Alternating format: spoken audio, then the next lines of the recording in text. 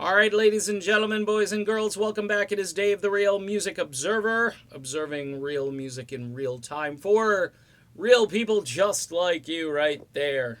And yours truly right here.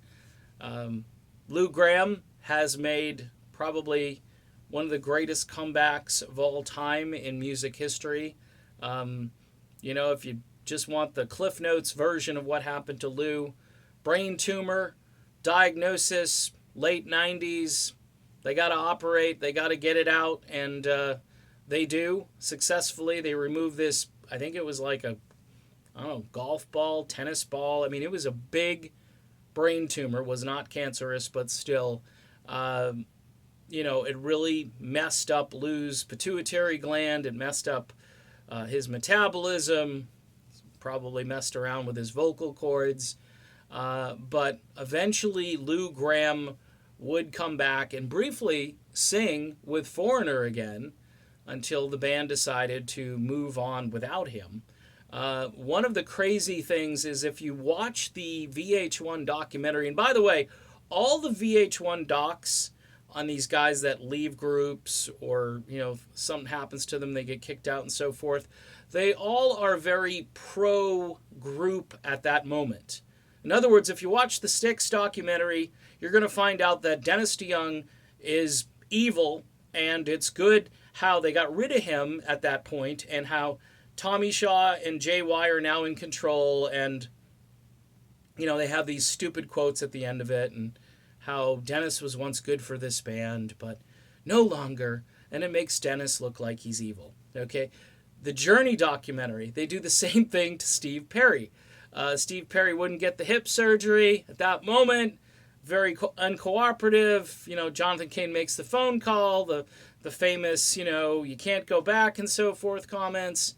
But at that moment, with Steve Augeri in the band, I remember it was Dean Castronovo who famously said, "Look, it's Steve Perry with a perm." And I love Steve Augeri, don't get me wrong. And at that moment, Perry didn't want to come back. But again, it was the whole pro band at that moment. And the Foreigner VH1 doc is the worst offender. Because Lou has the brain tumor. They get the brain tumor out. He comes back. He's not singing the same. And, Mick Jones is like, well, it just wasn't up to our standards. So they had to go out and get a Steven Tyler guy. His name, of course, is Kelly Hansen. And not that he sounds like Steven Tyler, but he does a lot of the same moves. And he's got kind of like the, like the same body style. It's the Steven Tyler Camaro frame from 1972 or whatever. It's just, a lot of people say, hey, kind of reminds me of Steven Tyler. And not that Kelly's a bad guy. In fact, I've warmed up to Kelly over the years. I had a real slow warming process to get to a point where I said, okay, he's all right. But Lou Gramm, these days is sounding fantastic. He's sounding so good that even Mick Jones recently had to admit and say, hey, he's in great voice. He's really kept his voice. Because Lou last year made a guest appearance, Jones Beach, New York, and people were remarking how great he sounded. Lou then made a guest appearance up at Madison Square Garden. Billy Joel, Mick Jones, and Lou was hitting it out of the park, I thought, during that little set of music. I think they did, maybe 2 or 3 songs, but Lou sounded terrific.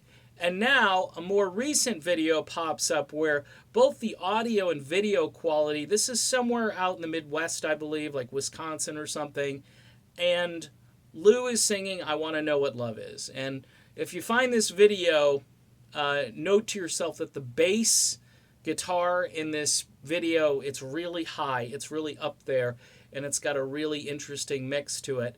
But to hear Lou Gramm even going up the scale and ascending those higher notes and doing it fairly well, fairly effortlessly. And I'm just one of those guys who really appreciates the fact that Lou Gramm is back, and he's made a remarkable recovery. And if you have a chance to see Lou, whether it's with Foreigner or as a solo act or with the Rock Pack or wherever Lou is at, please do it. He's a rock and roll legend, and for some folks, he's the greatest vocalist who's ever sung a rock and roll song. And that is not overdoing it for Lou Gramm. He is just phenomenal. All right, that's my video. Lou, again, buddy, this bud's for you. Of course, I don't have a bud, but this video is for you, Lou Gramm. Good work, my friend. See you soon.